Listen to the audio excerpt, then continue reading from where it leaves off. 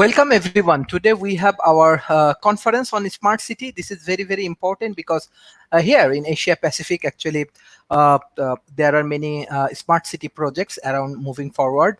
But maybe they have to go with a different strategy, different technologies and other things they have to implement. But we will learn. We will learn from today's speakers. We have our world famous speaker, Professor Rob, Professor David Smith, Professor David Wood, Professor Donald, Mr. James Ead, and Mr. Adams. I think we have few other speakers. They will join today. So I want to start from Professor Rob. Always he give excellent analysis for us. So today we will discuss on smart cities and what will be the post-pandemic situation, what type of strategy they can implement. Professor Rob. Sure. Well, let's start with what a smart city is. A smart city is a city that pulls information from its population and makes decisions from that information and does it using technology. So we're talking utilities, traffic, to a certain extent building management. But the concept is you're capturing data, be it from people that are in their homes or on the road, and you're using that data to make intelligent decisions with regard to where you put your resources. So depending on the implementation, it could be anything from making sure that you're not wasting a lot of water by making sure that the water's only going to where it's needed and not watering roadways or whatever, all the way over to traffic management where the cars and the stoplights are talking to each other and the lights automatically turn off and on to minimize the amount of people that are stuck on the roads. Now, there's some interesting issues with regard to the development of smart cities. One of them is there are a lot of companies that are playing in this space. Your traditional OEMs and technology providers here are in this space. Qualcomm and Cisco are heavy participants in the networking and data capture side. The IBM's active here. It's kind of a who's who of vendors, but the best practice is always to start with a core team that understands the technology, understands the goal of the cities, and understands that you kind of have to have all this stuff work together. This is not a situation where you can provide a lot of best-in-class tools that don't interoperate. Interoperability is key here, and the system that you build has to work together. If you build it from parts and construct it from components that weren't designed to go together, much of your effort is going to be making these things interoperate, and not a lot of it is going to go into actually solving the problems that you have. Litigation's actually been an interesting problem here. As we move to autonomous cars and stoplights that respond to them, cities have expressed a concern about who owns the liability for any accidents that might result due to a stoplight failure. That's held back that part of the effort a little bit, but not significantly. But it is a problem to be solved. As you import the data, as you make decisions on that data, if that data is compromised, if it's biased, if somebody comes in and corrupts the data, if somebody hacks the system, all of those are very real problems. And that points to probably the biggest thing that needs to surround the effort, and that's security. When you're automating anything at scale, your big concern is somebody coming in and either accidentally or on purpose doing significant damage and causing issues. We had an issue in Florida where an automated system that was putting chlorine into the water was hacked, and something like 100 times or 1,000 times the amount of chlorine that was supposed to go in the water started to get dumped into the water, and those are deadly amounts. That was caught by a human operator, but you do have to make sure you have checks and balances to make sure that somebody is not doing something at scale that's going to do your population harm. Or recognize that anytime you automate any process, not only good is done at scale, but bad is done at scale, and so preventing the bad becomes a huge part of the effort. So best practice is generally partner with people that have done cities before.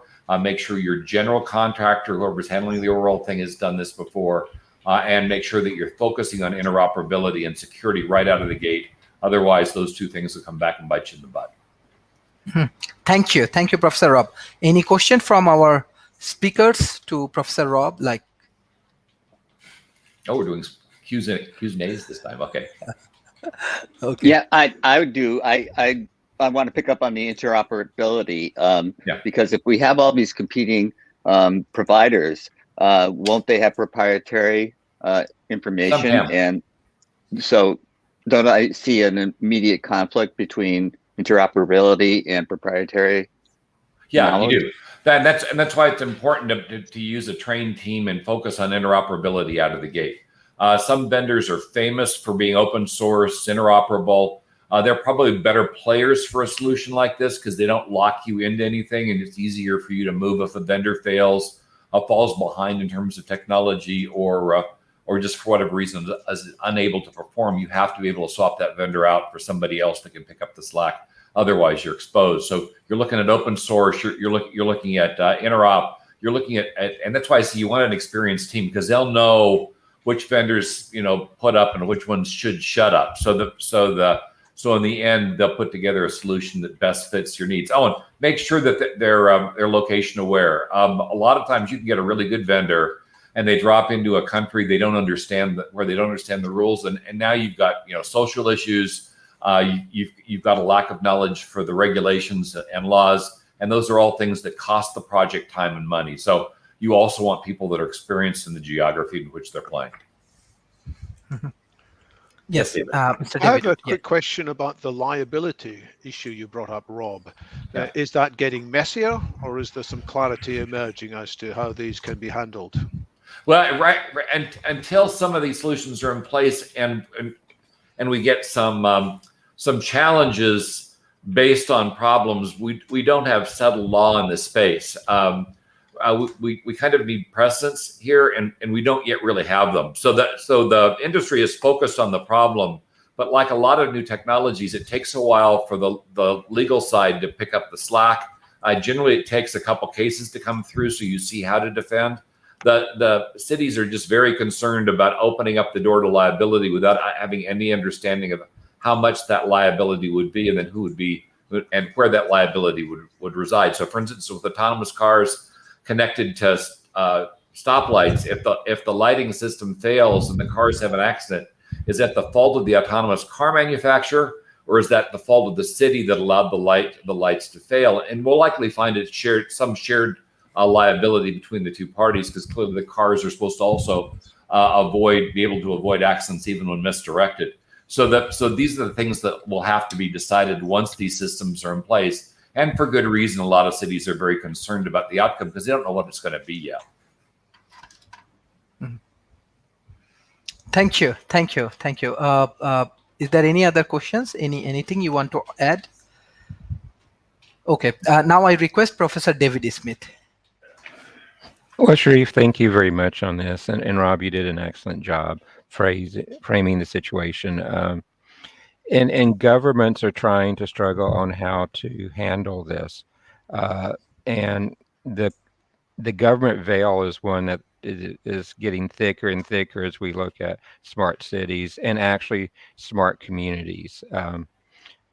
I've said this before, my preference is to talk about smart communities because it's really hard to implement smart infrastructure and smart systems on the scale of a city. It's really done as the infrastructure gets fixed and upgraded, and it's done more by smart communities than it is by smart cities. Now, smart cities in relationship to the pandemic are actually really interesting.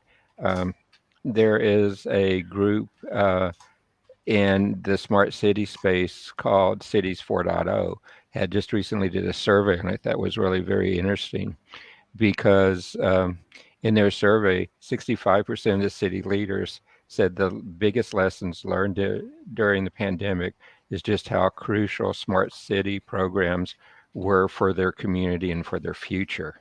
And to hear that high of a percentage is really enlightening there as you look at this. One of the other, couple of the other statistics out of that survey I found very interesting also is that 80% of the cities believe that AI and Internet of Things are critically important for any of these to succeed. And that's very important in there. Smart cities are about the fusion of the Internet of Things, sensors, and other activities with a broader view where interoperability is going to be the driver. The same survey, though, was had another very interesting comment in there that 31% of the cities have invested in digital twins since the pandemic started. And that is a 300% increase from pre-pandemics in their survey. And so you're seeing that type of investment going, which is really very exciting as you look at this. One of the biggest hindrances to smart cities today is the cybersecurity. Um, and we're seeing many, many cities actually slowing parts of their smart city programs back because of that. And almost 100% say that cybersecurity is one of the most critical elements in a successful smart cities project. Rob mentioned partnerships. One of the keys to being successful in smart cities is finding the partnerships that make sense for you and your community. And you have to involve the whole community in it. Where smart cities are failed is they were led by an industry partner and the city and did not involve the community. They didn't involve the other partners in the project. And that is one of the things that you're going to see, I think, dramatically change in the cities of tomorrow as we go look at this. One story kind of sums this up for me. Singapore, to me, is one of the leaders as you look at some of the smart cities activities. And Singapore, at the start of the pandemic, implemented a tracking system that I thought was exceptionally well done. They had at every shop that was open, every store open, QR codes at the entrance to it. And you were required to scan that QR code as you entered the store so that they could begin to do tracking and be able to do those things. And the city of Singapore assured the citizens that it would only be used for that purpose. Fast forward months later, it's come out that the police are also using that data. And that has just totally underpinned the use of that data for tracking the pandemic information because people are revolting at using it. And they believe they've lost the trust of the city for a smart city project. So one of the real important things as you implement smart cities is you have to be extremely clear on how the data is going to be used. You have to be extremely clear on how it's not going to be allowed to use.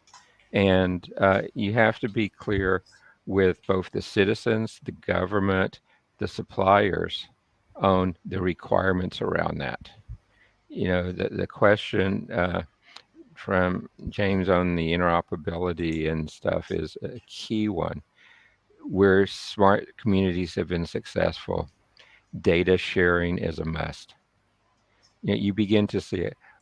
Today, I drive into many parking garages where they've put Internet of Things sensors in, and you see the red lights where cars are parked there and the green lights where there's open slots. I would like that sent to my car before I even get to the parking lot so that I can make smart choices driving through the community. I would like sensors to tell me where there is new construction, where I can make smart choices driving through the community. And those type of smart choices that go beyond just the government are the key to making smart cities successful. I love that the government wants to monitor the electric meters, the water meters digitally. But I want to see the other values to the citizens in the community, the other values to the companies in the community. And when you get that whole set of stakeholders involved, that whole ecosystem working together in a digitized smart city, that is when it will truly have its impact on the future. Thank you. Thank you. Anyone has any questions to Professor David? Mr. James? or Mr. Rob? Yeah, David, you talked about the need to protect the data of the citizens. If you found anybody that's doing that particularly well? Not really well. You begin seeing more and more healthcare data being put into some of the smart cities. They're not meeting HIPAA standards or high trust standards. Um, Many of the smart cities would fail a PCI audit. They would fail an ISO audit or any of the others. Um, in the rush to try to do a wide area infrastructure, privacy has been forgotten in most of the projects. That's a shame. That's pretty much what I've seen as well. Thanks. Thank you. Thank you. Oh, one Yes, last thing on Mr. that David. one. One last thing on that. If you look at the United Nations goals, Goal 11 is the one that applies to applies to smart cities. They have a mandate in there for privacy and cybersecurity, but it's really not being met most of the time. David, you were highlighting the importance of consultation, not just between the providers of the smart city system and the city authorities, but also with the citizens who would be impacted by this. And you were saying that often it doesn't happen. Are there some differences in the case of a brand new smart city being created where there's never been a city before, as has been done in the Middle East? How does that consultation change in such a case when it's Well, not so much refurbishing an existing city, but creating a brand new one? oh, that's a great question, and I prefer really the word collaboration more than in a consultation, Yep. because as you collaborate versus just exchange information, your degree of innovation understanding goes up a hockey stick proportion. Um, New builds, greenfields are easier to do with this. But even with a greenfield install, you need to have a base understanding of the careabouts of the team, of the citizens going into that environment. You know, if what are the careabouts of the commercial sector coming in there? Uh, do they need things that make it more practical for businesses to survive? You know, some of the smart cities that I've been associated with here, one of their goals is to put edge of cloud computing as part of the infrastructure in their smart city so that the businesses particularly can get access to those systems. On the citizen side, you do have to take their careabouts in. And I use the word careabouts versus requirements, because requirements are typically tangibles. The careabouts are both tangible and intangibles. And particularly in smart cities, and again, I use the term smart communities because you really can't do most smart a city unless it's a greenfield. Those intangibles are often the key for the projects to be successful. And Thank you. David, I had, using words that are music to my ears, like community and collaboration, but you also used the word trust. And I just wonder, we are seeing the lack of trust in our elections. We're seeing the lack of trust in vaccinations. And the breakdown of trust, I think, is one of the society's greatest challenges. And so how practical do you think it is that we can actually do this where we have a community that is trusting in the people that are collecting the data? Do you think that will inevitably face backlash and get in the way of the science and the technology? It will, and that's why if you begin to look at smart cities, you tend to segment the activities that are going there. You have segmentation that's looking at utilities. You have segmentations that looking at how do I do transportation. And transportation is not just the roads, but like I mentioned earlier, how do I find a parking place? A couple of the big projects in EU right now are not even looking at how do I find parking places in garage, but how do I find parking places on the city streets? If you have driven in Europe, you know it's almost impossible to find parking on the street. And they're looking at how to use AI, how to do geofencing, how to pull all of those elements into it. The other thing is land management is an area where cities are going to increase, smart cities are increasingly going to bring digital land management into the table. So you're beginning to see all these different things, and the privacy requirements, the trust requirements are different for each of them. In instances like Singapore with the tracking information, that gave you so much information, not only about where they were visiting, but what their lifestyle is, what the other community things are, which if I'm trying to deal with a pandemic, great information. But if I let that go to others, boy, that's really bad information to get out. So it's a degree of scale. And, we've had reasonably good luck in healthcare with the companies that are high trust certified with dealing with those issues. But we need to see something similar to high trust, which combines the NIST Common Security Framework. It combines the payment card industry framework. It involves the healthcare industry frameworks. It involves ISO, and it meshes them all together to create a really tough standard to meet, but a very secure standard to meet. So something like high trust needs to be created for smart cities as well, is my opinion. Thank you. Thank you. Thank you. Now I request Mr. David Wood. We have our honorable speaker, Dr. Talib Rafael as well. Mr. David Wood. Yeah. Well, thanks so much for the invitation to be part of this event. What I'm going to cover has been anticipated, thankfully, by the two previous speakers. So there is some confirmation there, but I hope to have some interesting alternative angles as well. So as you heard, my name's David Wood, and I look after London Futurists.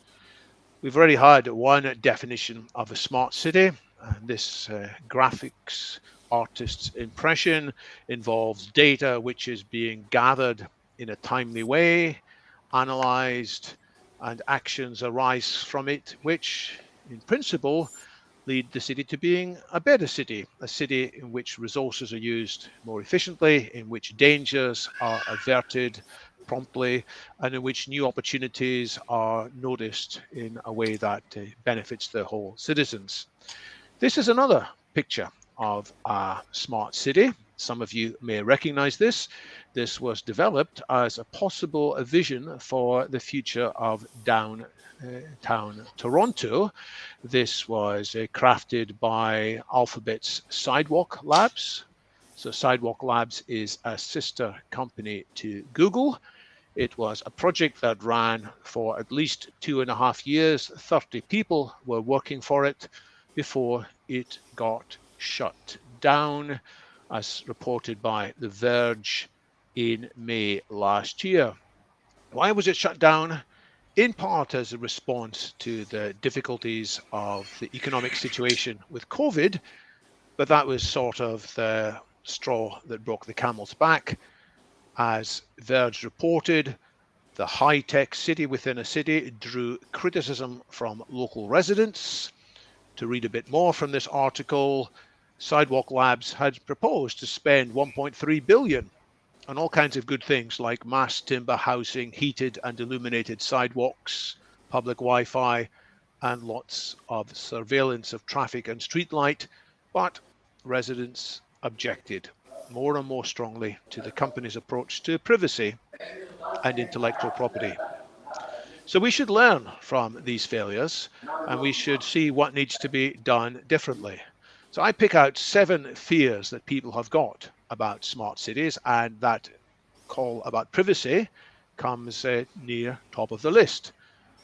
We are worried, citizens are worried that our personal information may be used in ways we did not expect. And the example of Singapore and the QR codes which had scanned people visiting shops, allegedly for the sake of preventing the spread of COVID, but then subsequently being used for other purposes, is one reason why people are afraid. Sometimes it's said you should only need to be afraid if you're doing bad things, but of course it turns out that people have plenty other reasons to want things to be kept private. There is the fear that people will be targeted on account of the data that's collected about them. If they are perceived as being tempted by the wrong political persuasion, or if they're being tempted towards the perceived wrong shade of religion or atheism, or into an inappropriate kind of sexual or gender role, they may be targeted and possibly prosecuted with serious consequences. Naturally, people are afraid of that.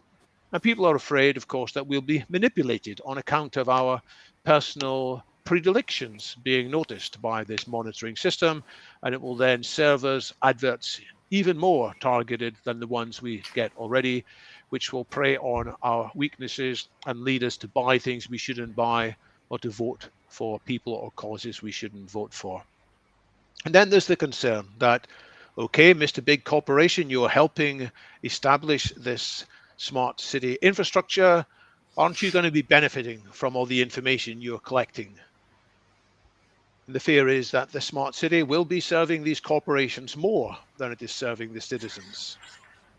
And as we have heard, there is the fear, justified fear, that the new infrastructure that's being put in place will be more dangerous. It will be liable to hacking, cyber hacking, ransomware hacking, hacking by people who, for whatever reason, have got a grudge or who wish to attack, or there could be other failures. And cities in particular are fearful about being on the bleeding edge of new technology, which has not yet been amply verified and amply tested. So there are these 7 fears. In short, the answer is a smart city must first be a trusted city. But that's easy to say and hard to achieve. If we look more at the case of what the Google company, rather the Alphabet company, Sidewalk, said they were going to do in that area of Toronto, they set out some quite impressive core principles. They said they wouldn't be doing this technology for technology's sake. They would only be introducing technology when there was a clear impact on solving urban problems or realizing the promise of what a dense urban community could become. They would respect privacy. Indeed, they would apply certain important privacy by design frameworks. They would uphold and champion open standards. They would pursue strength through diversity. And they would absolutely do this in a continuous discussion, they said, of engagement with all stakeholders. That's what they said, but in reality, these fine words were not enough. This brings me to the question of the hierarchy of trust. And there is good reason for us to be fearful of people who say, oh, you can trust me. We have learned that we should often distrust people who say they can be trusted, especially when these people are parts of corporations or causes or governments, because we have learned that even good intentioned people can do wittingly or unwittingly bad things in that service. As in the famous quote, and you may recall the end of this quote from Upton Sinclair, it is difficult to get a man to understand something when his salary depends on his not understanding it. And so for that reason, naturally, people are fearful of what the corporations might do who are introducing smart city technologies. At the same time as we admire these corporations for the many good things they deliver, we fear them too. Some analysts say, well, we don't need to worry much because it's a competitive marketplace out there, and if one corporation would mess things up, there'll be others to step into their place and do a better job. This will constrain corporations to be doing a good job. But in reality, that's a very idealistic statement. Lots of damage can be done in the meantime before these badly performing companies fail. And in any case, there often isn't a proper competitive environment due to monopolies or cartels or other dysfunctions in the way the free market could operate. So I don't think we can achieve the best of smart cities unless there is a powerful state that's constraining the big corporations that might want to call the shots here. And at the same time, we need a powerful society to constrain the big state. By powerful society, I'm talking about effective media, whistleblowings, academia who are independent, courts which uphold the law regardless of who is being challenged, opposition parties that are credible, and functioning democracy. And this is hard, but I think it is the vision that we need to keep in mind.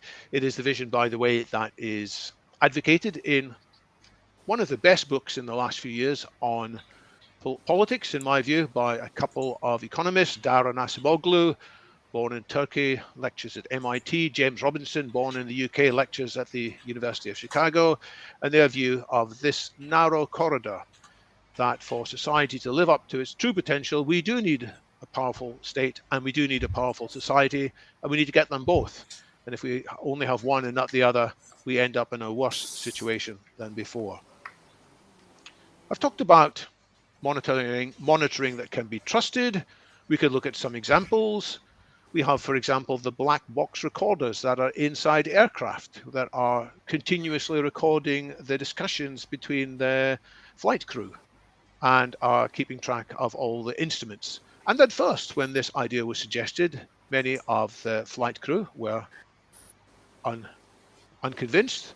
They were worried that their gossip in the cabin might be relayed back to their bosses and they would be in trouble for saying politically incorrect things at the wrong time and during their flight.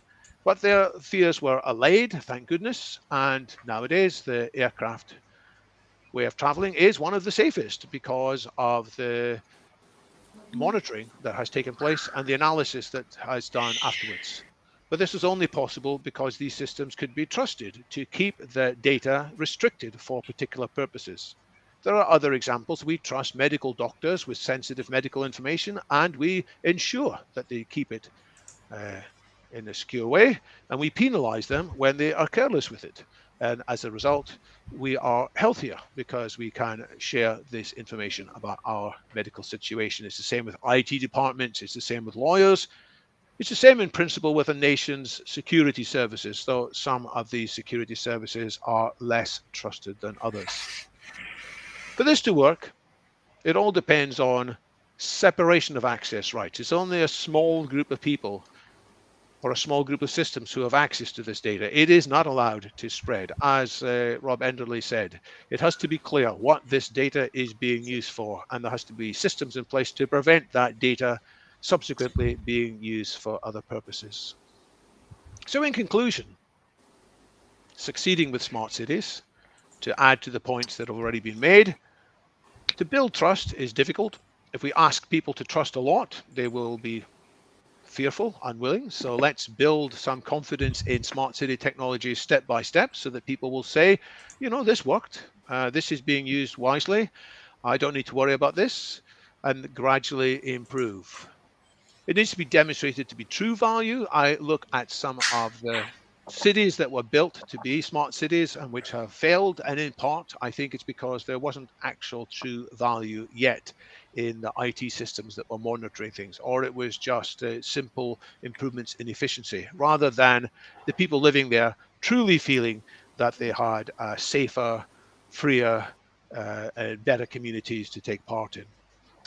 These systems need to be demonstrably overseen by trusted authorities, and it needs to be clear that the benefits that will come from this will not go primarily to the group, corporation, whatever, running the smart city system, but it will benefit the citizens. It will be a smart city for the citizens, not a smart city for the benefit of the providers of that technology. And at that point, I'll hand back to Sharif. Thank you. Thank you, sir, for your excellent presentation. So anybody want to add some point with Professor David Wood? Okay, even we have our, yes, we have our honorable speakers, Dr. Talib Rafael. Dr. Talib actually World Tourism Organization Secretary General now, and he is ex-UN WTO Secretary General. Sir, we are doing conference on smart city. I think this is your field, and if you want to add some point on smart cities conference, it will be really helpful for us, and we can learn from you. Thank you so much. I have to apologize ahead of time because my connection is very, very weak. It's been going and Sorry. coming. Yeah. So if I cut off, Okay. please Yes. forgive. Now, Okay, sir. I've been listening a little bit carefully. It was being said.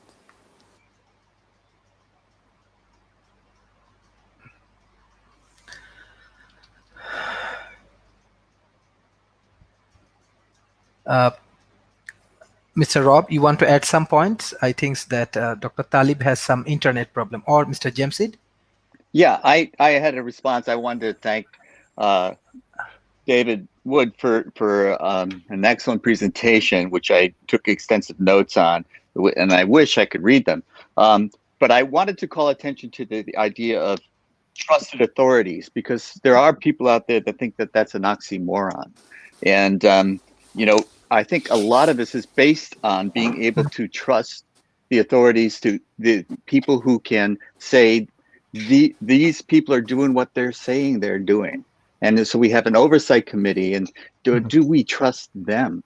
So it all comes back to me to, like, do we trust the people that are telling us what they're collecting as far as data is concerned?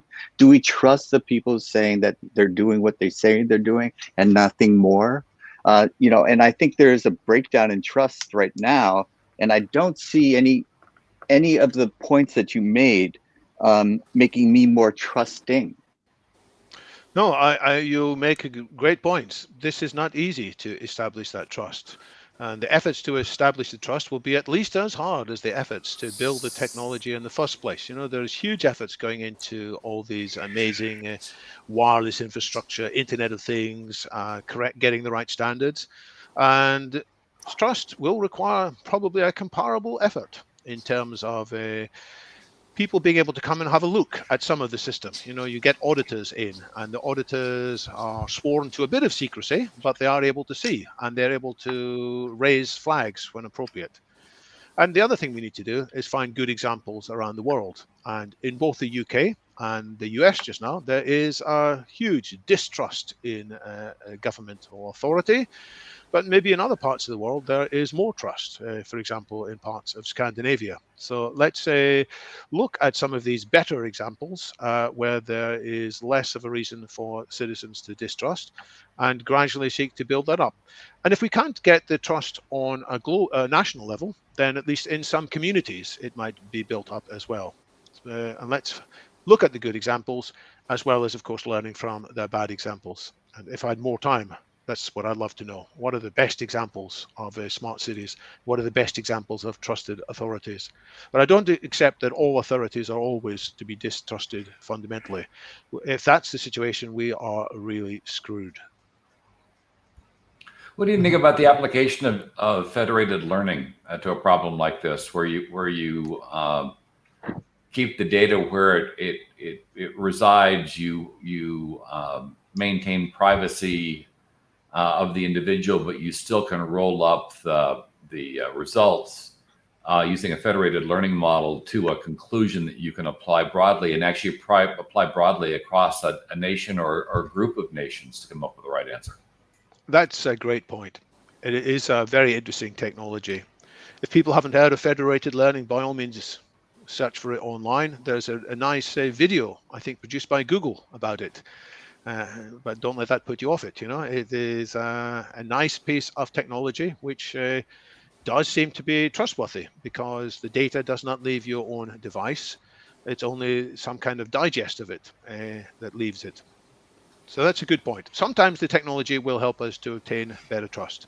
I don't think we should be naive about this. Some people say, oh, blockchain solves all the trust issues. No, it puts the trust issues somewhere else, and we still need a lot of human involvement, but it can help.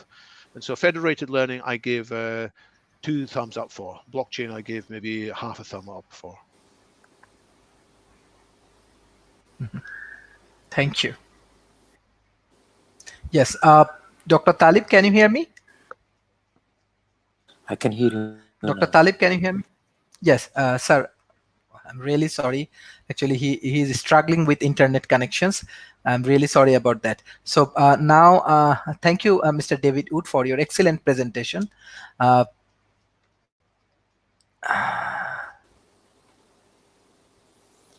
Can you hear me?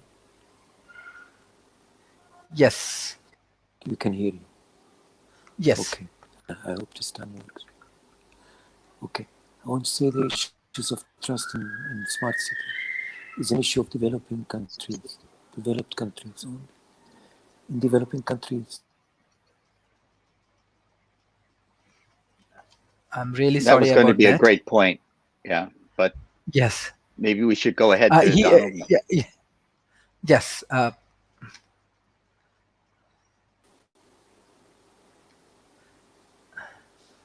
tell you what I mean by that. What I mean by that is in developing countries, people are not so concerned about privacy issues. It's a fact, whether we like it or not. It's not right, but it's a fact. Because people in developing countries are more interested about the quality of life and their own security. Well, that's really a shame. He has an interesting perspective on this. And Yeah, I Yes. really wanted to And hear that. it's real. Yes, it's really valuable because of. one more time. Yes. Hello? I'm We sorry. can hear you. No problem, sir. Sorry about this. Quality of life I was is where we saying that- left up.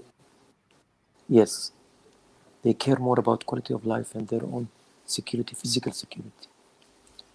So the issue of privacy may be a problem in developed countries.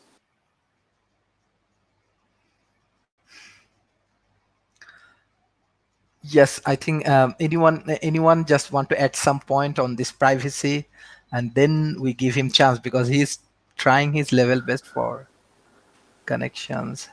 Yes, I'm sorry. No problem, sir. Yeah.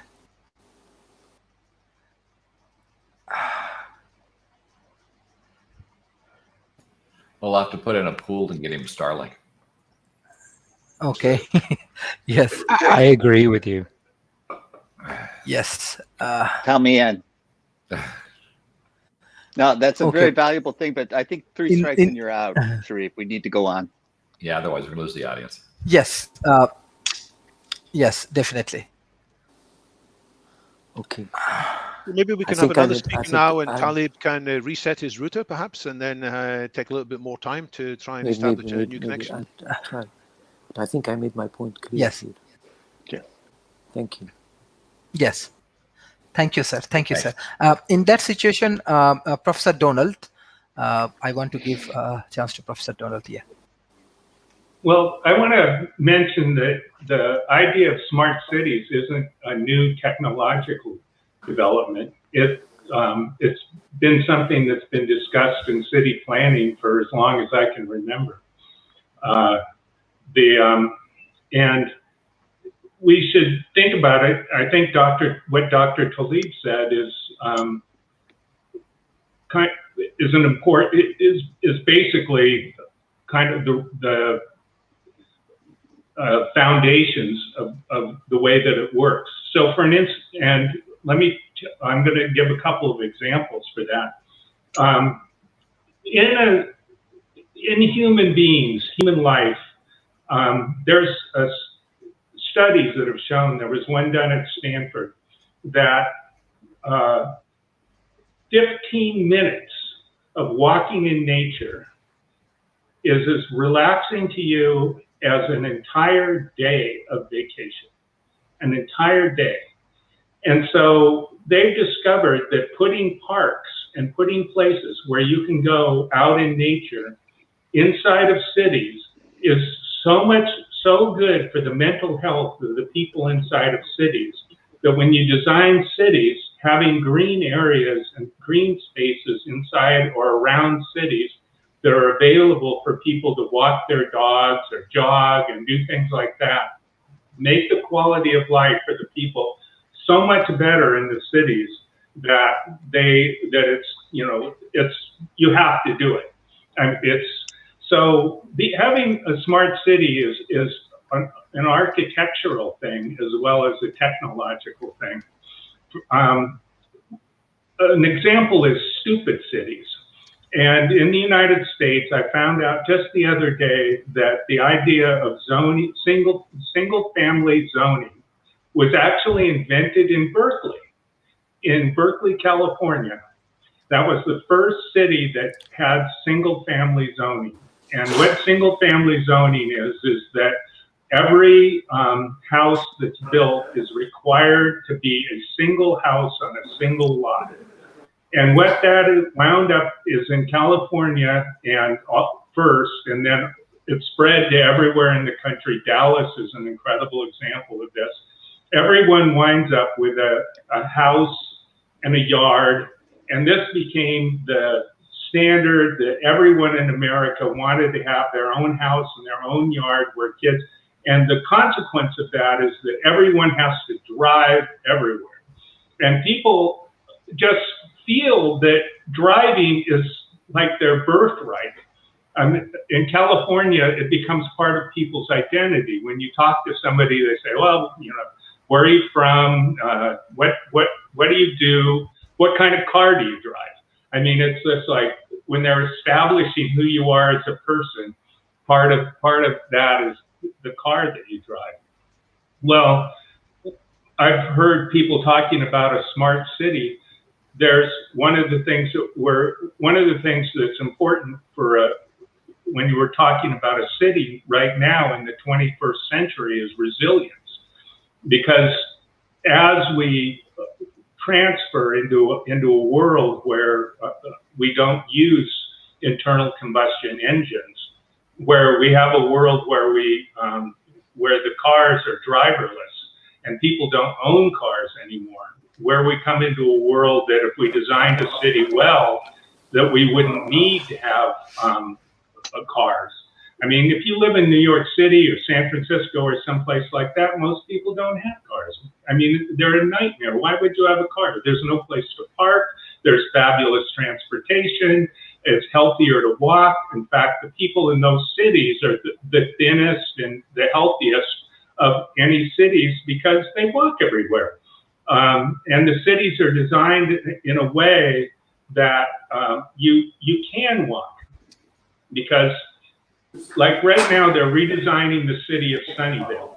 And Sunnyvale was a city that was exactly what I was talking about a poorly designed city. It was spread out all over the place. If you wanted to go shopping, you had to drive here to go to the supermarket, and there to go to the drugstore, and there to buy clothes, and you spent an hour driving around. And there's vast parking lots everywhere that just use up land for no purpose. They're dangerous. They're useless. They just take up space where people could live. There isn't enough housing in Silicon Valley. They're useless. And so they've redesigned Sunnyvale, and what they have done is European style, where they have shops on the bottom and condominiums on the top. So and what that does is it makes it possible for the shops to have built-in clients, because all the people that live there go and use the shops that are below them, so that helps them have built-in clients, and it makes it simple for the people to just walk where they want to go. So that's technology too. It's being able to design things in a way that make it livable for people. Is architecture is technology. Being able to design things in a way that make them livable for people is technology too. When we're talking about the developing world, or we're talking about someplace that isn't really able yet that doesn't have the internet ability and all the kinds of things that we're talking about super sophisticated IT, they can develop smart cities that are smart because they're livable. In the city that I'm living in right now did that on purpose. There's a green belt all around the city, and it's fabulous. I walk in the green belt several times a week.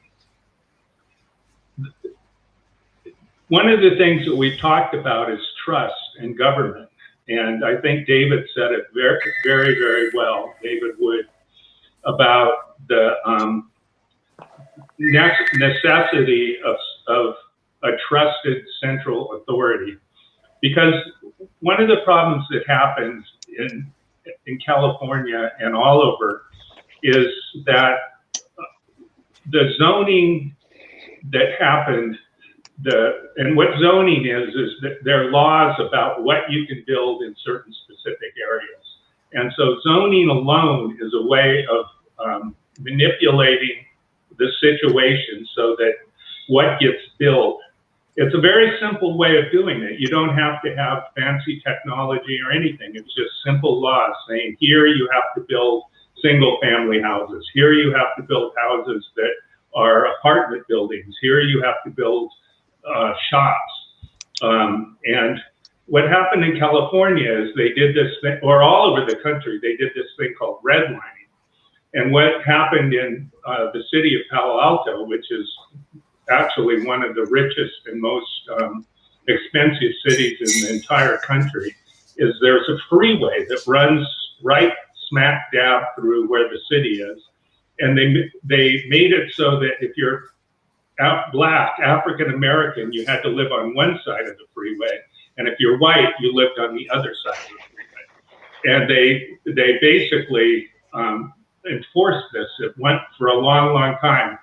And so the people that lived on the Black side of the freeway, that became one of the poorest and most dangerous cities in California. And the white side of the freeway became one of the richest cities in the country. So when you're looking at the situation of trying to make a smart city, the ability to try and to create a place that's fair and egalitarian is part of what you need to do. And that's where I'm getting into what David Wood is talking about, is the combination of a central authority that's able to enforce that, to make it happen, and a society that is open and wants to have that happen, are necessary to have that happen. Because what winds up happening is that the people in Palo Alto their homes become so valuable and so much a part of their portfolio of what they own that's their wealth, that they don't want to have anything happen that decreases their wealth.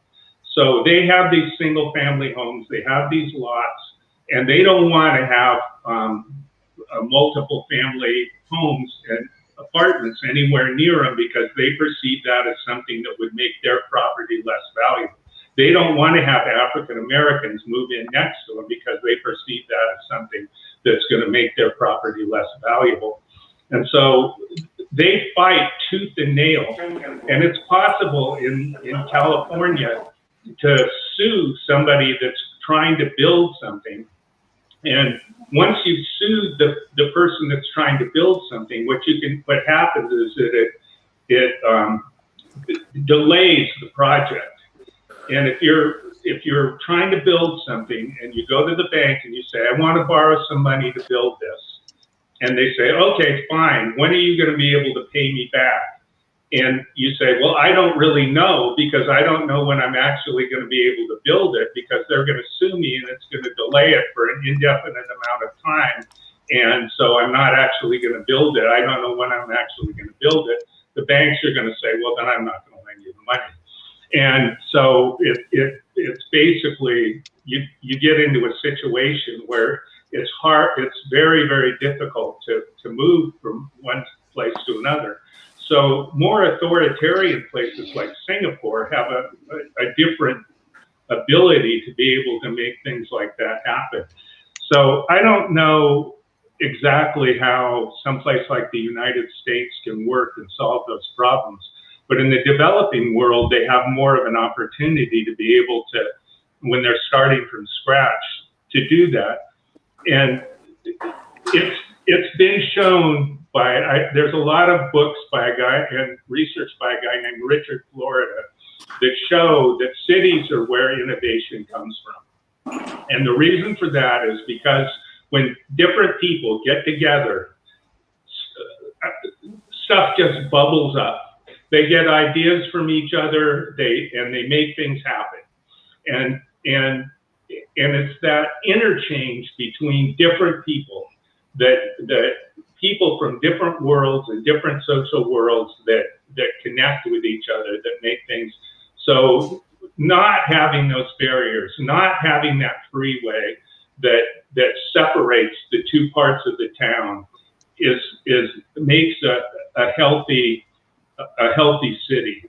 And being able to do that is a technology in and of itself. It's not IoT, but it's something that a problem we really haven't solved, and it's a problem we really need to address and to work on.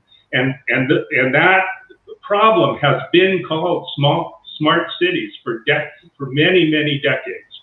And so I think that's something that we should think about when we're looking at smart cities and considering smart cities, how we're going to build cities that are egalitarian and cities that allow us to communicate with each other and become centers for innovation. Okay. Thank you. So, I want to add something with Professor Donald.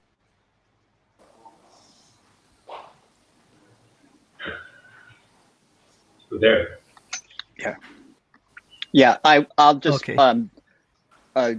Pile on what he was talking about. I live in Menlo Park, which is butts Palo Alto, and it's important to say that you're from West Menlo Park, because East Menlo Park is a very different experience and implies a great deal about where you live and who you are.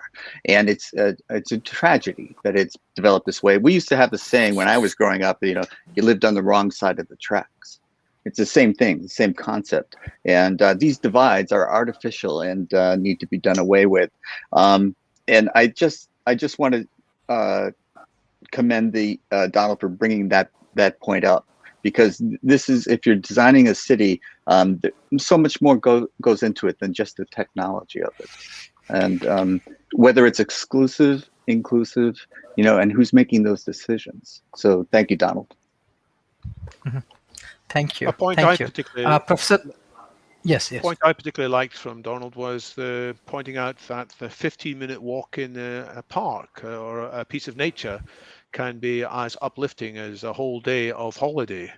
And maybe that's something that should be taken more into account in the design of cities. It sounds like a simple thing, but it could be very profound. So instead of all the other improvements which we are chasing and hoping, well, this is going to make it 2% more efficient here, or maybe 3% more productive there, possibly more focus on that aspect would make the city significantly better choice for people to live in. Mm-hmm. Thank you. Professor Talib, you want to add some point?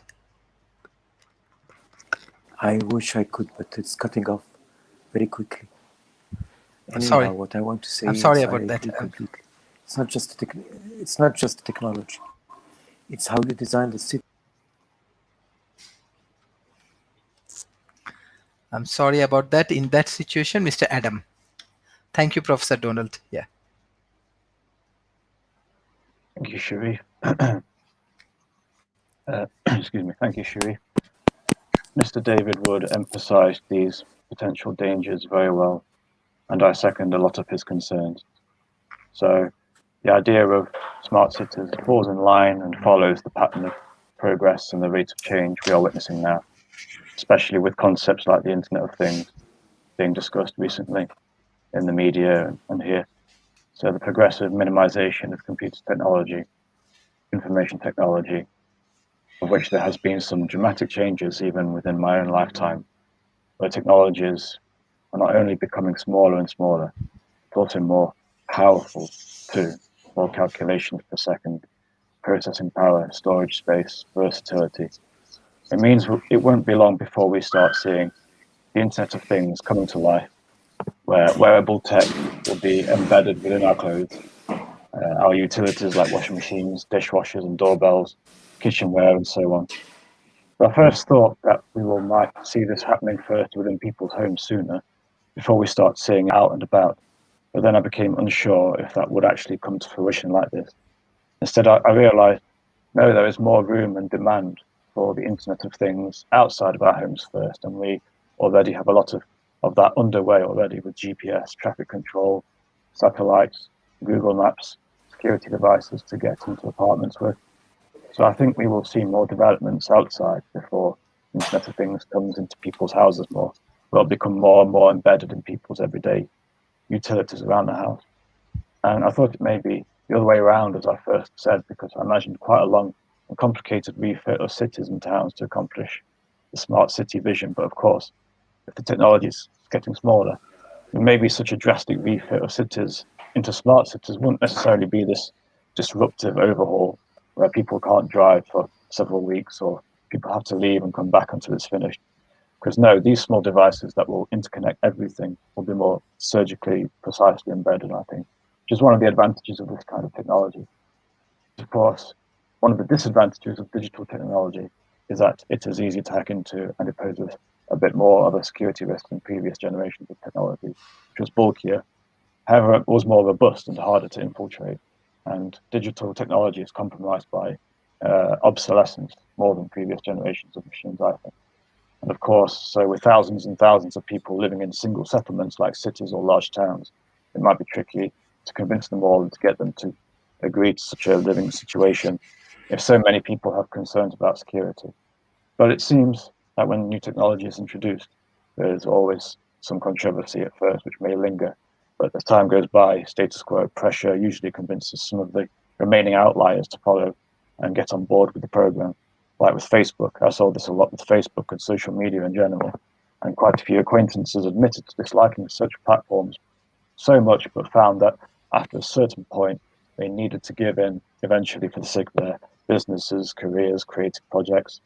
So if an option could be programmed into the smart city infrastructure that allows some of the more Luddite residents to opt out if they wish, but if everything is connected within the Internet of Things, it might not be as simple as just opting out at the push of a button, especially if the Internet of Things becomes more and more important and central to people's quality of life and career success, like social media eventually became for many people today across many spheres of human activity.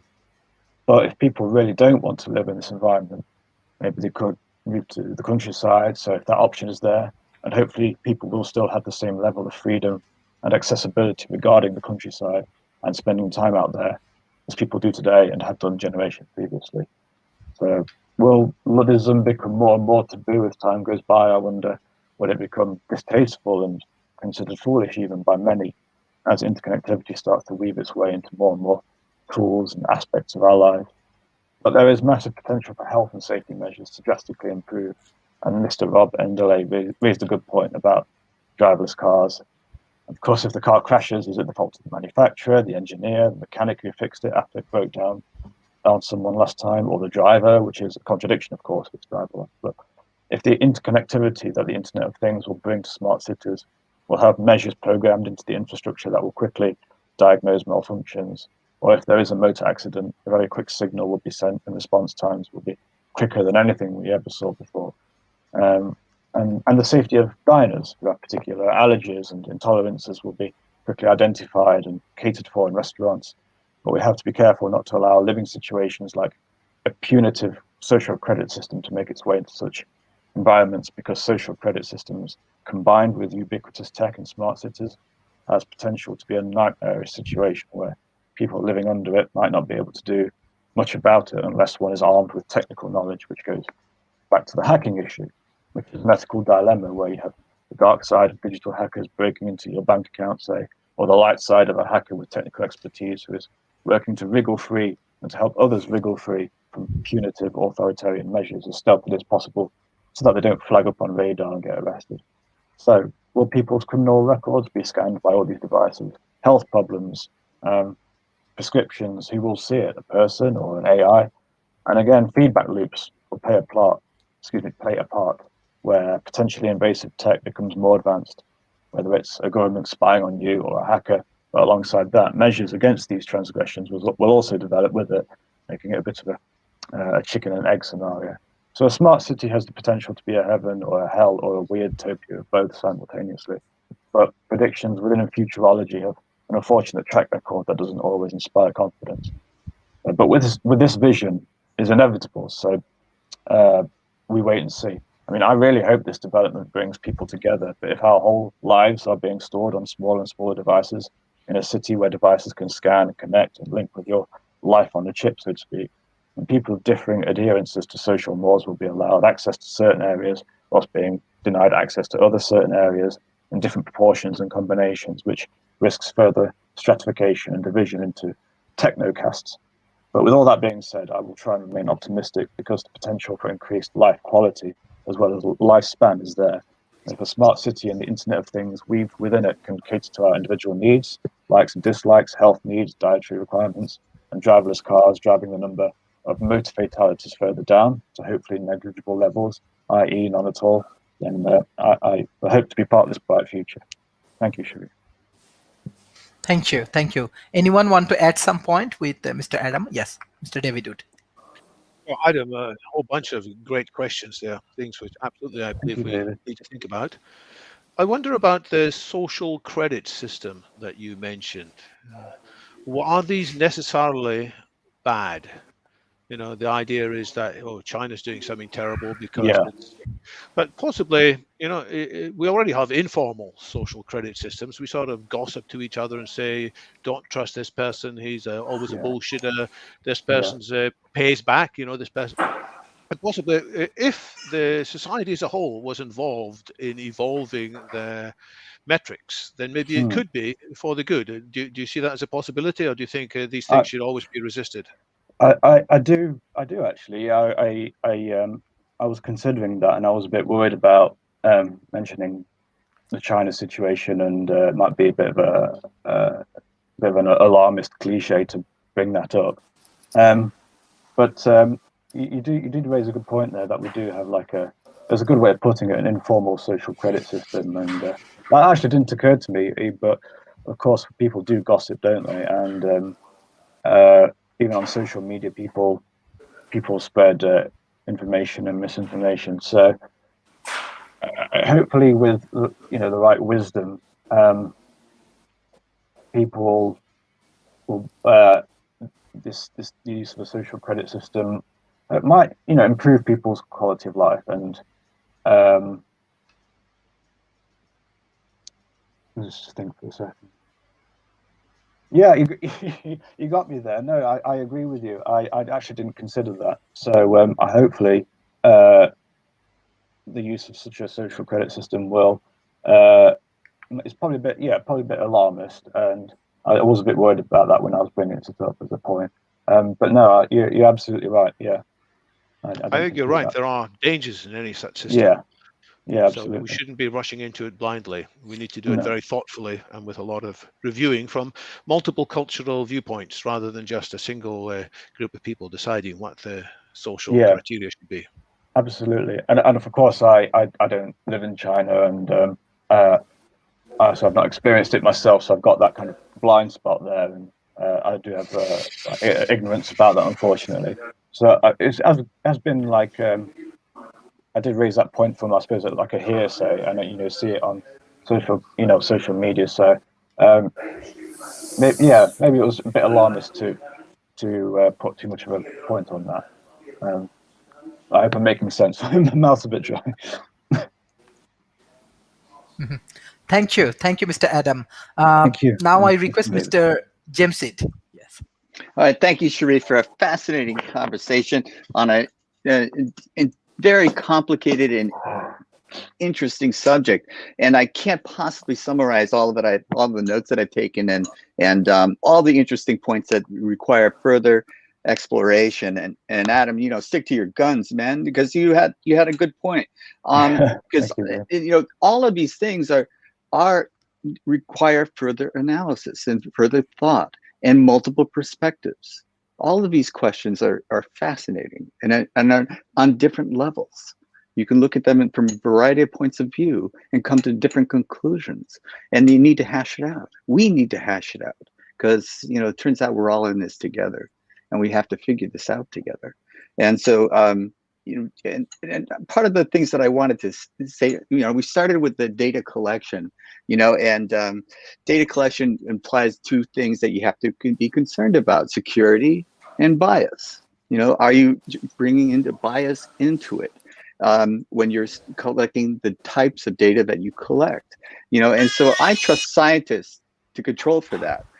I don't trust for-profit corporations so much. So, you know, then we were talking now already about trust. So do I trust the data that they're collecting and the purposes they're collecting the data for? And if they have it, is it secure? You know, these are all things that require a great deal of analysis. So none of these things are off the table and none of them have been completely solved. So, you know, everything is open. And, you know, I love what Adam brought up about it. Can you opt out? Is there a way to opt out? And is there a way to opt out and still live a life of quiet dignity instead of quiet desperation? So, you know, these are the things that I want to talk about. And also, yeah, we have to assume there are going to be bad guys out there. And all right, so, you know, what are we going to do to control for the bad guys?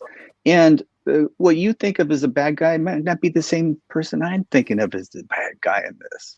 So, you know, we have to hash all of that out too. And yeah, to make smart cities, we need smart people, but intelligence is not enough. Donald brought up the question of architecture. You know, we can see efficient architecture that is completely soulless.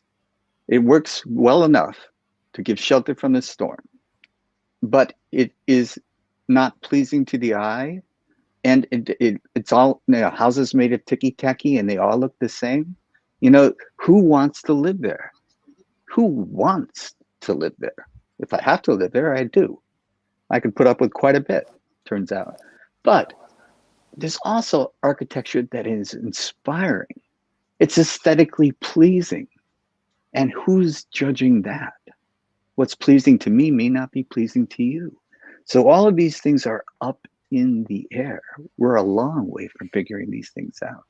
Because the quality of life is what we really want to do. It's not the technologically the most efficient city that we want to build.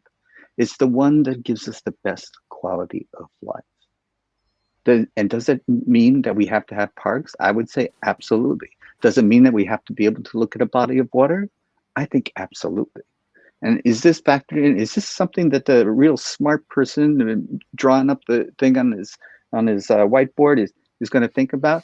Maybe not. Maybe it's somebody who writes poetry that's going to be telling you, this is what we need. This is what's going to make it livable.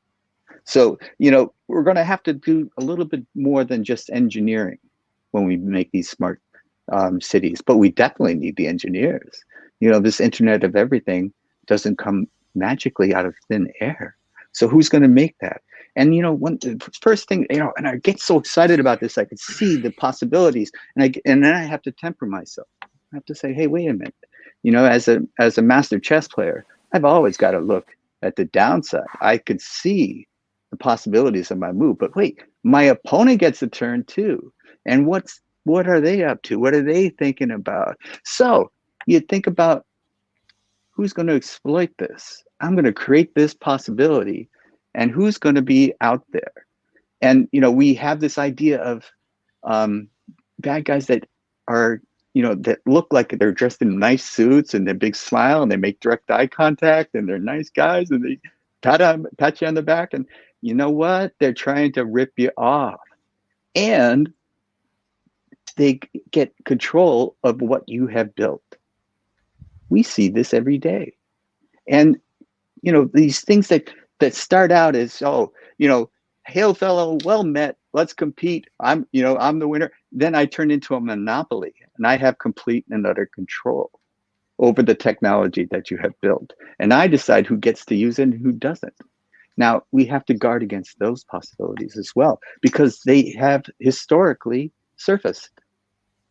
So this is not just you know, science fiction I'm talking about. It has happened over and over again in history. People will want power. There are people that are power mad. And when they see this as a new opportunity to seize power, they will seize it using this new opportunity. So we must build the systems. We have to take the systems approach, build the systems that do not allow someone to take control. Because otherwise we have this totalitarian nightmare of an existence when we were trying to build this utopian paradise. So this can get out of our hand, out of our control very easily. And there are people who are very smart and driven just by power, not by the good of society, not by the good of humanity, not for the quality of life, but by power. And they are poised to seize control of everything you build. So we have to be, and it's not that I'm being a downer here. I'm just saying historically, this is the way it's happened. So we must be prepared and factor this into our thinking. So all of these things are on the table. All of these things require further thought. All of these things require different perspectives from different points of view, from people in different aspects of life. If we're going to come to a rational and enlightened decision about what do these smart cities look like and why are they there in the first place, to give quality of life to the most people. The best quality of life to the most people. Isn't that our objective? Or what is our objective? Have we stopped and asked ourselves, what are we trying to accomplish? We're talking about how we're going to do it. Why are you talking about why are we doing it? And so let's spend a little bit of time on that. And I love the idea of the powerful state and the powerful corporations and the powerful citizens and how it's a little cycle in there. But you know, we have in the capitalist societies of the world this fear of powerful state. It will trigger irrational fear if you talk about that. Now, there has to be a balance in these, not one stronger than the other, but balance between them if they're going to operate efficiently, effectively, and with justice, and providing the most benefit for the most people. So this balance, we're way out of whack. We don't have a balance now. And is these smart cities, is this design going to help us have that balance? Because yeah, there is no invisible hand, guys, that's going to magically make all of these problems go away. Sorry, I'm sorry to burst your bubble, but it doesn't exist. History has shown us that too. There will be powerful forces that resist every change you tried to make, and there will be powerful forces that are trying to take advantage of every change you try to make. So we cannot go in there with our rose-colored glasses on, yet we cannot give in to fear. All of these problems that we're talking about can paralyze us with fear. We cannot give in to fear. We must persevere through it. And we must remain optimistic because we can do this. We have the technological means. And can we get enough will, political will, society's will, the community's will? And I say start with yourself. Orient yourself correctly. Get balance in your own life. Affect those around you in your sphere of influence. Orient your community like this, and it will grow. And then you will gradually see this change. And this is this core spirit of my optimism. I think that if I do something, it doesn't affect anybody except for the people around me. Well, if they affect the people around them, it keeps growing. And you know what? If one person does it, it doesn't matter. If a million people do it, it starts to matter. And if a million people do it, it makes a difference. And you can change society. And this is what we're really talking about, changing our society. And to what? To more efficient? I think not. To a more quality, a better quality of life for the most people we can. I think that's really what we're trying to achieve here. And so every problem that we can come up with, and we've already come up with it, it's too many for me to write down, but there's a solution trailing right behind it. So keep optimistic and keep confident that we can solve every problem that surfaces, but don't wear the rose-colored glasses and don't give in to despair. Thanks, Sharif. Tremendous show. Thank you. Thank you. Like anyone want to add some point with Mr. Jamesit? Yes, Mr. David Wood. Well, I want to pick up the question of what are we actually trying to accomplish, and how important is diversity in that? Because I share the view that we should be looking on a regular basis, what are we trying to accomplish? Otherwise, we will be caught up in implementation questions and technology questions, and we will lose track of the questions. Are we actually getting closer to a desirable state? So I share the view that we should be targeting much more flourishing for all humans. And I share the view that part of that flourishing is choice. We should not be mandating lots of things on people's lives. And diversity is an important part of the end goal, and it's an important part of the means too. If we are too prescriptive on the way there, we may not capture all the insight and all the relevance. But I have a question for both James and Adam, and I guess for anybody else who wants to chip in, because you both raised the question of, well, what kind of opt-outs should be envisioned? And do we envision limits to opt out? You know, that some people may say, well, I don't want to use this technology, maybe the vaccine technology. Are we going to say to them, well, I'm sorry, if you're part of this society, this is a rule. You have to be vaccinated unless you've got very special reasons. There might be ID cards, which we're expecting everybody to carry, regardless of everything else. There might be rules about if you drive a motorbike, you need to have a safety helmet, because if you don't wear a safety helmet and get injured, it's going to cost lots of money to patch you up again. So, and I don't begin to know what the limits of these opt-outs are, but I think it's a conversation worth having. What are the diversity we should be encouraging, and which diversity might we not want? I mean, for example, if a group of people in this smart city said, you know what, they've decided they're not going to educate their daughters. They're only going to educate their sons because that's their vision. I'm not sure I'd be comfortable saying, well, that's your choice. You can go ahead and do it. But so that's not a technological question particularly, but I think there are many questions as to which technologies we will want to mandate. Not often, but there may be some mandated ones. And otherwise, we won't get to the good society, a good state, and the good city and good community that we hope to reach. Adam, do you Thank want to you. go? Thank Or you. I'm Professor I'd David be happy Smith. to. I'm just thinking it over. Okay. Would you- My gut reaction to that is that Yes, like if I want to take from Professor David Smith, then I will give you a chance and you can I'm discuss. sorry. Mr. James, Terribly sorry. Mr. David Smith, yes. Thank you.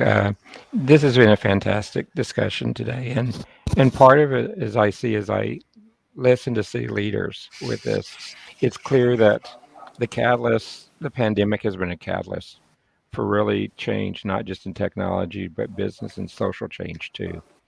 And we're going to see that continue. Um, One of the things that the pandemic has done in the smart cities, it actually has weakened the digital divide. It's beginning to see how you can drive it across the different domains, across the different areas.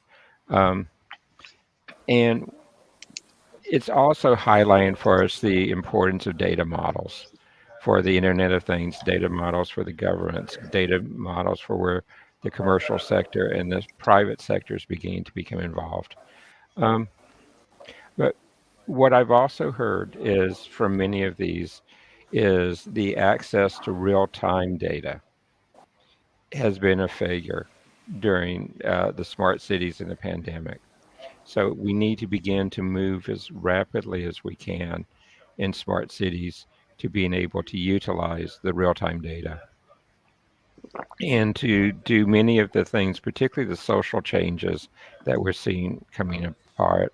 The real-time data is going to be a critical decision factor.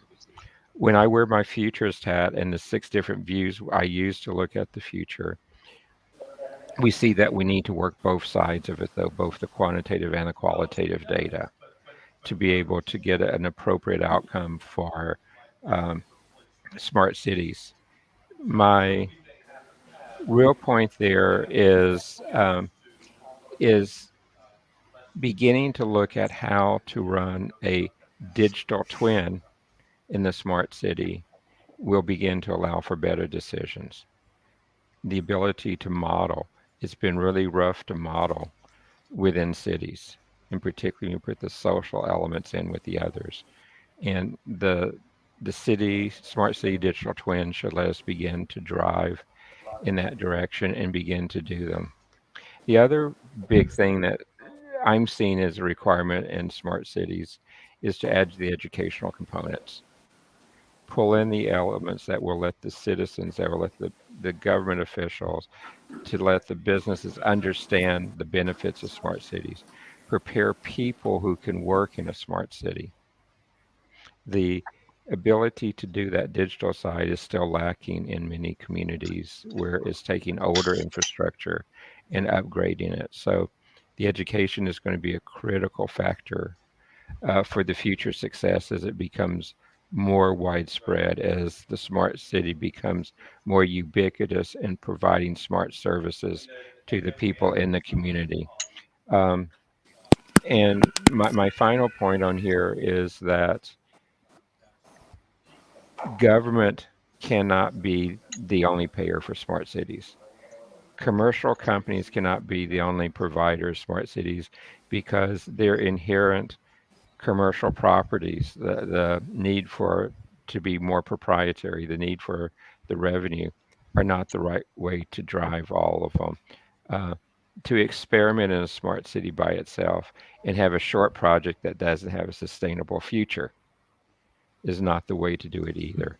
So these are some of the elements that have to still be addressed as smart cities move beyond the demonstration phase into a deployment phase where the smart city is the approach to be used going forward. And I'm going to go back to my thing. A smart city is built upon a systems of systems, and those systems have to be tied together and sustainable. So, Sharif, this is a great discussion today. Mhm. Thank you for letting me be part of it. Thank you. Thank you. Thank you. Thank you, sir. Yes, Mr. Jamsid, you want to add some point? Yeah. Well, I Mr. just wanted to Jamsid, go yeah. back to the question that was raised, about, where do we draw the line? And it's a really good question. And how do you opt out if you have a difference of opinion on certain things? Well, I think that, we have a Statue of Liberty. We do not have a Statue of License. People do not have the license to do whatever they want.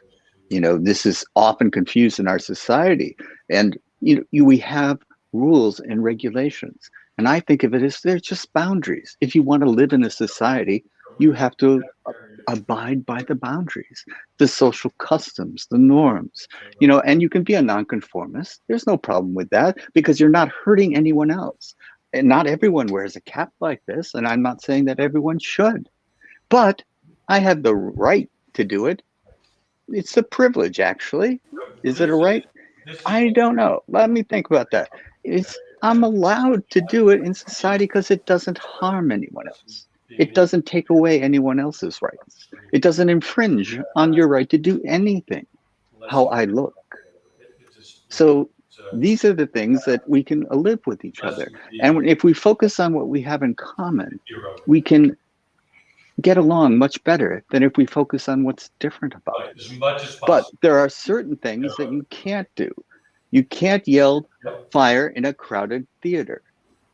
And we might be coming to the conclusion that you cannot go unvaccinated and socialize with others and put them in danger.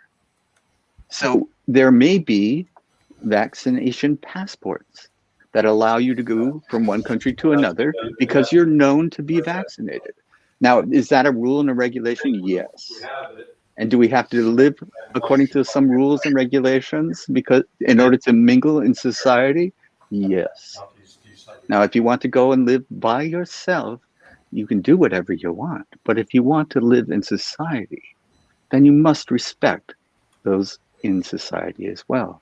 And think of them as just as much as yourself. This is not pursuing your rational self-interest, which is really selfishness, but your enlightened self-interest. And if you pursue your enlightened self-interest, a lot of these difficulties, these problematic questions are easily solved. So you frame the question the right way. If it's accurately stated, it's half solved. So I don't think that these things are mutually exclusive. Can we allow some diversity? Can we allow some differences of opinions? Of course we can. But when they come to the point of harming others, then we have to draw the line, and there have to be consequences for actions that do harm. That's my gut reaction to the question. Thank you, Mr. Jamsid. Dr. Talib, can you hear me? Can you give a concluding remarks for today?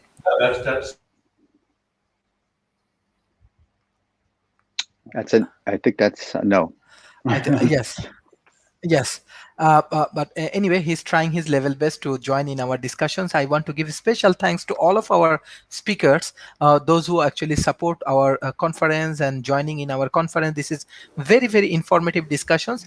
And most important thing is that we are just learning from all of the discussions how we can develop different features for the smart city, how we can bring financing for this smart city, how we can make it more livable cities.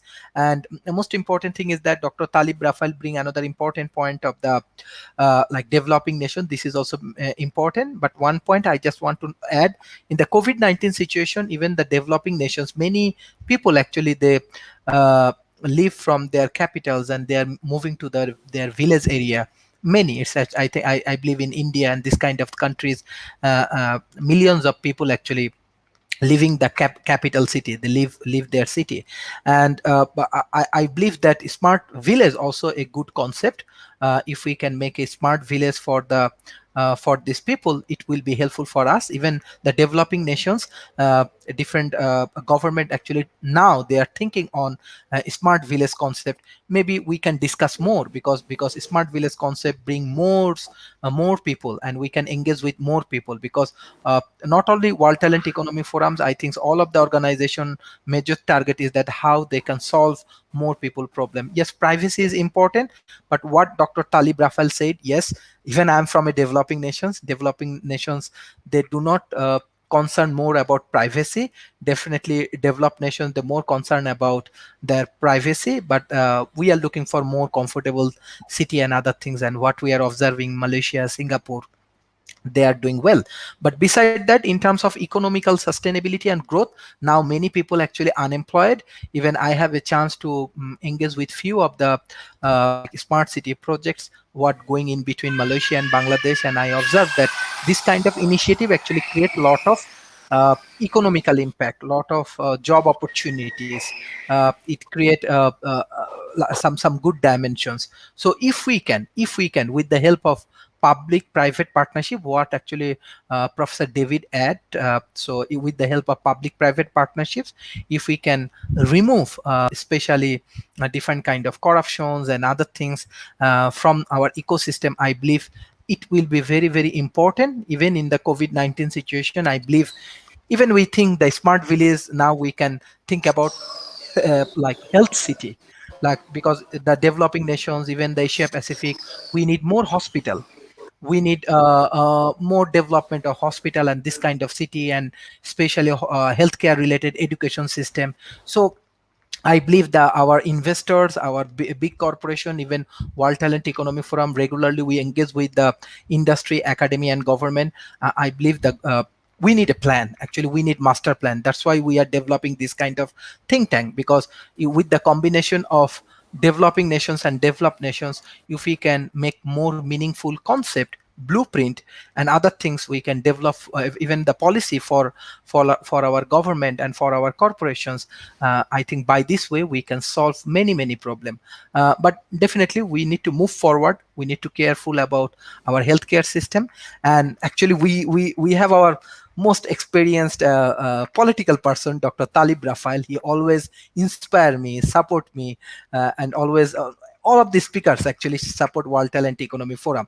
I'm sure he has some great views on this kind of things, because he is running World Tourism Organization. So he has a vast experience in the tourism industry and smart city. So I just want to give one and two more. Professor Talib, can you hear me? Do you want to add some point? Because can you hear me? Professor Talib is a hopeless case today. I'm a hopeless case today. You are always keeps inspired cutting for off. us. That shows how smart. Yes. Thank you.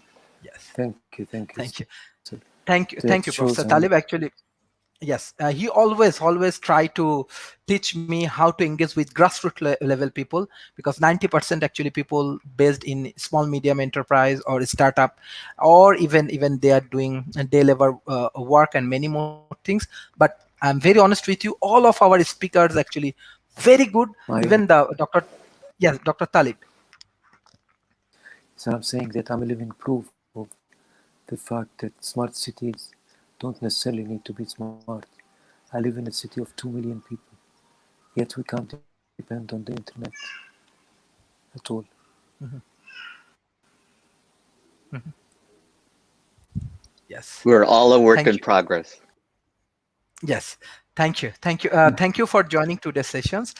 It's a really valuable discussion, really valuable thoughts. But we want to do more on or move with some actions. So already, as per our commitment, our academic activities, we already start. We already start our undergraduate, masters, and PhD program. Even we start our own campus in Malaysia with some physical like facilities, and I'm sure we can invite all of our speakers in our campus. And most important thing is that we want to focus on education. Education is the major problem. Still it's a major problem for us, and if we can fix this problem, I think we can solve political problem, we can solve project related problem, we can solve many social problem. But I think that with the education we can empower the youth communities. So World Talent Economy Forums, I do not want, and we do not want to be leaders. We are developing uh, uh, ecosystem, like how all of the talent people can contribute for their nations. This is our objective, and hopefully with your help, because how we getting support from all of our speakers, 300 speakers from around the world, it will be really helpful. And we already develop our board of advisors. Those who want to join, even like Mr. David Wood, if you want to join in our board of advisor, because we are very much action oriented. Not only this kind of discussion, we engage with industry, we engage with peoples, we engage with governments in Asia Pacific. So in any points, whatever the guideline you have, you can provide. Even we are distributing the things, Professor Donald actually developing our constitutions, how we can run for the futures. Even Professor David Smith, Mr. James Heath, Mr. Adams, those who want to contribute for World Talent Economy Forum, you can. But one thing I can ensure, we will be transparent, we will be very professional, we will be very sincere to change human lives, because we are working for human. And I'm sure there are many good people around the world, and they will support our initiative. Thank you everyone for joining today's session. Dr. Talib, I really miss you. I'm sure our speaker really miss you. And hopefully in any of the sessions, we can get better internet connections. I'm so sorry. I'm so sorry. Yes. Yes. Thank you, Professor. Thank you everyone. Thank you I'm everyone. so sorry. It's really I'm so sorry. thank you, sir. Bye-bye. Very Bye bye. Oh, bye Bye. everyone.